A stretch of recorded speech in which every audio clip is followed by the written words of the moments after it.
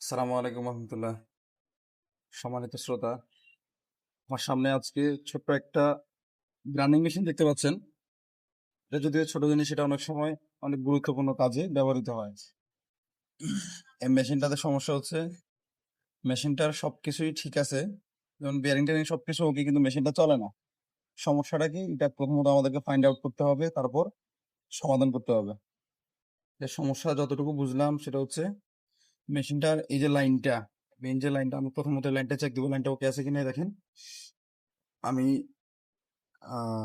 Lighter এক মাথা short করে দিলাম, তারপর ইলেকট্রিক লাইন দিলাম, সুইচ অন দিলাম। দেখেন সিরিজ বাতি কিন্তু জ্বলছে, তার মানে লাইনটা আমাদের ওকে আছে। তাহলে এই লাইনটা আমি খুলে দিলাম আপাতত। এবার বুঝে নিতে হবে আমার মেশিনের কোনো না কোথাও ফল্ট আছে। সমস্যাটা কোথায় সেটা আমাদের find out করা লাগবে। যে আমি সিরিজ লাইনটা হাতে নিলাম, তারপর এই যে দেখেন রানিং যে কয়েলের চারটা লাইন থাকে, হ্যাঁ, এই যে ব্লু কালার দুটা দেখতে পাচ্ছেন, এই দুটো হচ্ছে এই কমন লাইন, যেটা আর্মেচারের মধ্যে কার্বনের মাধ্যমে লাগে, ঠিক আছে? আর যে সাদা দুটা, এই দুটো হচ্ছে মেইন লাইন, ফেজ নিউট্রাল। আমি চেক দিব, এর মধ্যে যে কোনো একটা সাইড হয়তো কাটা হতে পারে, দেখতে থাকবেন আপনারা। এই যে সাদা ভার্সেস এই যে ইয়েলো, ব্লু। দেখেন এই পাশটা কিন্তু লাইন দেখাচ্ছে না। আমি আরেকটা পাশ আপনাদেরকে দেখাই, আরেকটা সাইডে দেখেন, এটাও দেখাচ্ছে না, তার মানে লাইন গুলো কাটা আছে। আবার দেখাচ্ছি, এই ব্লু সাদা একটা সাইড ওকে আছে, আর এই যে সাদা এই ব্লু এটা ওকে আছে, তার মানে এটা কয়েল সেটটা ঠিক আছে, কিন্তু আর্মি কোথাও না কোথাও সমস্যা আছে, যার জন্য লাইনটা দেখাচ্ছিল না। আবার দেখেন কয়েল লাইনে একটা আর একটা, দুটোই কিন্তু ঠিক আছে। তাহলে মেশিনটা আমাদের না চলার কারণটা কি সেটা ইনশাল্লাহ আমরা দেখবো, দেখার পর এটা সমাধান করবো সঠিক। এখন তো আমরা আর্মি সেটটা করে নিবো। অনেক সময় দেখা যাচ্ছে এগুলোর ভিতরে প্রচুর আহ, ময়লা বসে, এগুলো একটু ক্লিন করে দিতে হবে। সেক্ষেত্রে আমাদের আর্মি সেটা ভালো থাক মন্দ থাক সেটা খুব দ্রুত বোঝা যাবে। আর যদি ভালো থাকে, এগুলো পরিষ্কার করে দিলে সার্ভিসটা কিন্তু ভালো দিবে। আমি একটা ব্রাশ নিবো, বসে থাকে আমাদের এখানে।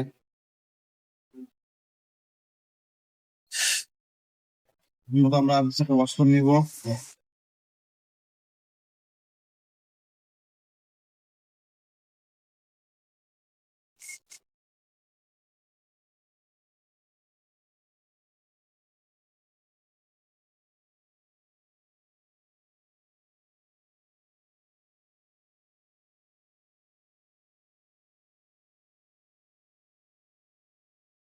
আমাদের আলহামদুলিল্লাহ এটা পরিষ্কার করা শেষ হয়ে গেছে। এটা আবার ফিটিং করে নিবো আগের মতো। নেওয়ার পর কয়েল লাইন গুলো যেরকম কানেকশন ছিল কানেকশনটা করে নিবো। ইনশাল্লাহ এটা একটা সমাধানের পথ বের হয়ে যাবে, আপনার সাথে থাকেন।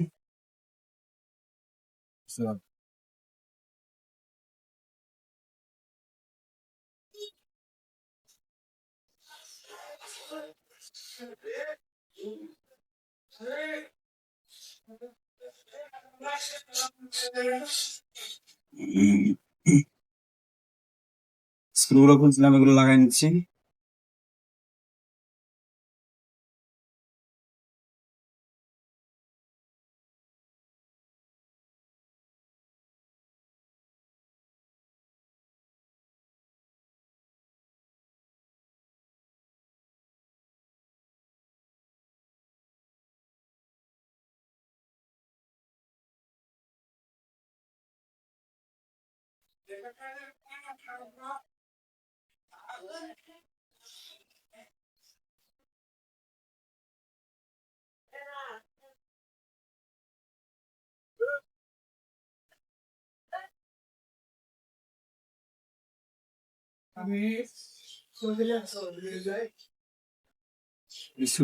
স্ক্রুগুলো লাগানো শেষ হয়ে গেছে।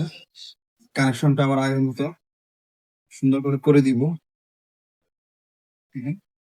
এই কানেকশন যে লাইন গুলো, এগুলো কার্বনের যে প্লাগ আছে বা কার্বনের যে ফোল্ডার আছে সেখানে লাগাই দিচ্ছি। একটা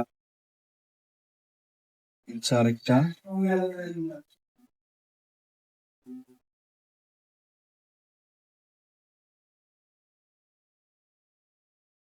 কার্বন লাগানো ছিল। এবার কার্বন গুলো বসিয়ে দিচ্ছি সেম যেমনটা আগে ছিল। কমপ্লিটলি লাগানোর পরে ইনশাল্লাহ বের হয়ে যাবে সমস্যাটা কোথায়। আমাদের আসলে কোনো সমস্যা না, আসলে আর্মেচারটা ও আর্মার বলেন কেউ আর্মেচার এটা যখন নষ্ট হয় তখনও কিন্তু এই সমস্যাগুলো হয়। স্প্রিংটা লুজ আছে, এটা টাইট করে দিতে হবে। হুম।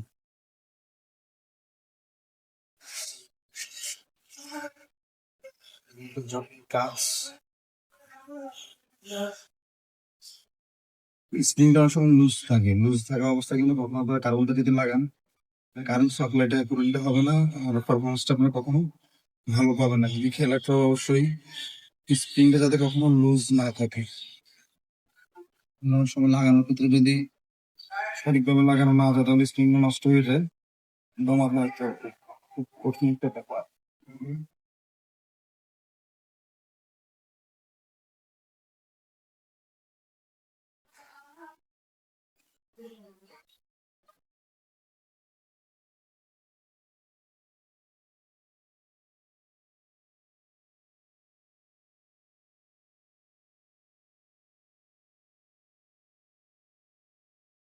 আমি স্প্রিংটা লাগাই দিছি।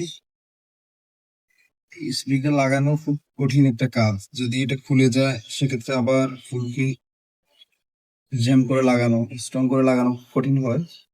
যত কষ্ট হোক এটা আপনাকে লাগাতে হবে। স্প্রিংটা যদি লুজ থাকে, কার্বনটা যদি অ্যাকুরেটলি কাপড় সাপ্লাই দিতে না পারে, তাহলে আপনাদের বেশি জিনিসটা ভালো চলবে না, মাথায় রাখতে হবে। আর টেস্টিং লাগাই দিচ্ছি এবং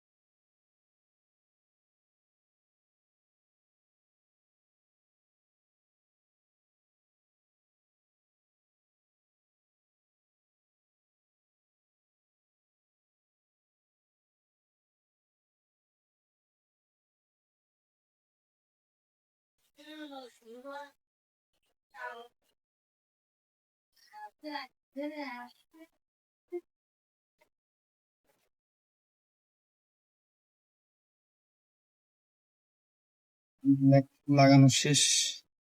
এই স্প্রিংটা এটা কিন্তু অনেক হার্ডলি লাগাইতে হয়। এটা যদি আপনার লুজ থাকে তাহলে কিন্তু কার্বন থেকে কানেকশনটা এগুলো পাবে না, আর পারফরমেন্সটা আপনারা কখনোই ভালো পাবেন না, এটা মাথায় রাখবেন। সবসময় স্প্রিংটা হার্ডলি রাখতে হবে যাতে কার্বনকে একেবারে শক্ত করে ঠেসে ধরে রাখতে পারে। ঠিক আছে, আলহামদুলিল্লাহ অনেক কষ্টের পর আমাদের অবশেষে কার্বন লাগানো শেষ স্প্রিং সহকারে। এখন আমরা লাইন দিয়ে দেখবো লাইনটা পাচ্ছে কিনা।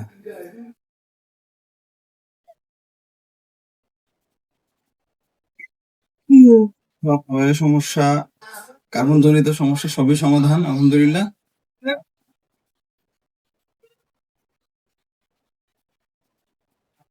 আপনি মেশিনটা সমস্যাটা সমাধান করলাম আশা করি বুঝতে পেরে। যদি উপকৃত হয়ে থাকেন অবশ্যই যারা ফেসবুক থেকে দেখছেন একটা ফলো বাটনে ক্লিক করে দিবেন, লাইক কমেন্ট শেয়ার করবেন। পাশাপাশি এর বাইরে যদি আপনাদের ভিন্ন কোনো মতামত থাকে, আহ ভিন্ন কোনো আলোচনা থাকে, সেটা ইনশাল্লাহ কমেন্ট বক্স উন্মুক্ত আছে, কমেন্টের মাধ্যমে আমাদেরকে জানাবেন। ইনশাল্লাহ আপনাদের মতামত অথবা আপনাদের প্রশ্ন যদি যুক্তিযুক্ত হয়, পরবর্তী ভিডিওতে অবশ্যই সেটি ব্যাখ্যা আকারে উপস্থাপন করা হবে।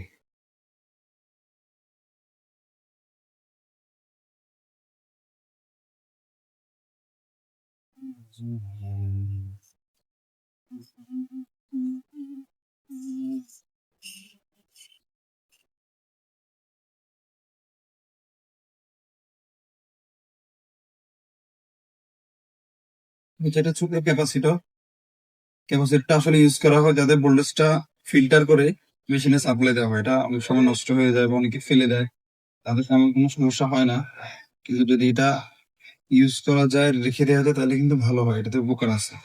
ঠিক আছে, ইচ্ছে খেতে পারবেন, কেউ ফেলে দিবেন না।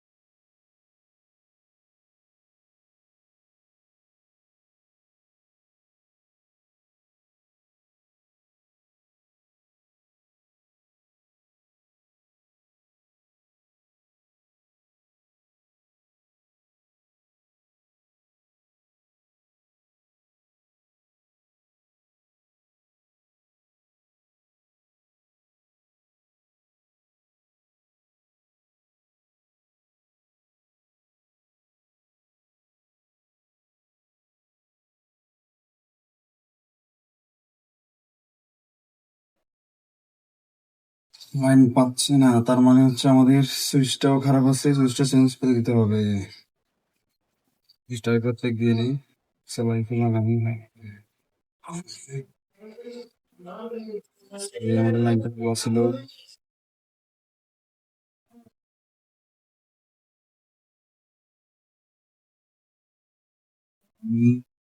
এই লাইনটা সঠিকভাবে দিয়ে দিচ্ছি।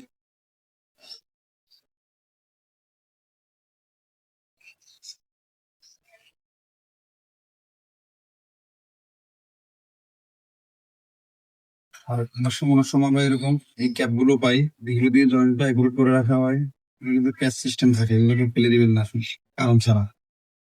এগুলো যদি রাখতে পারেন অনেক ভালো।